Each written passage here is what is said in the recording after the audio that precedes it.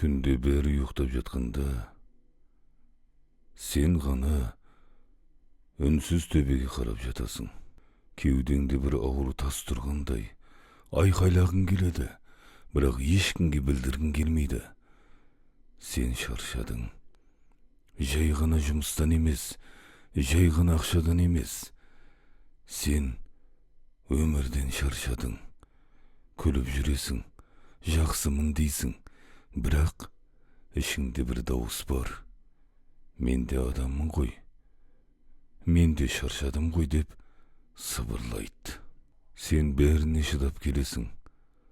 Ата-анаңа білдірмей, жақындарыңа ауыртпалық салмай, өзіңмен өзің жылап, өзіңмен өзің тұрып жүресің. Ешкім көрмейді. Сенің қалай түнде көз жасың жастыққа сіңіп кететінін ешкім білмейді. Сенің қалай жүрегің қысыла-қысыла, бәрі жақсы болады деп өзіңді жұбататыныңда. Бірақ бір нәрсені ұмытпа. Сені әлі өмір сүйреп келеді. Сындырып тастау үшін емес, сенің ішіндегі мықты адамды ояту үшін. Сен әлсіз емессің. Әлсіз адам осынша ауырлықты көтере алмайды.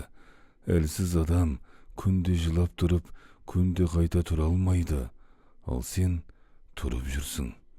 Сенің жүрегің шаршады, бірақ сынбады. Сенің үмітің азайды, бірақ өшпеді. Сенің көзің жастан құрғаған жоқ, бірақ сен әлі тірісің.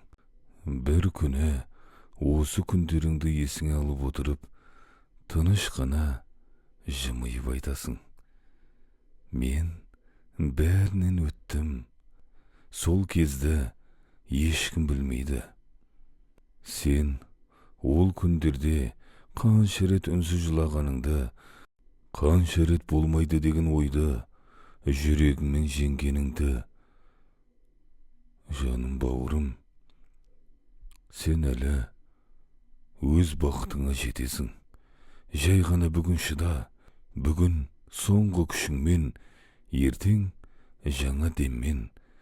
Сенің көз жасың да, үнсіз сабырың да жерде қалмайды.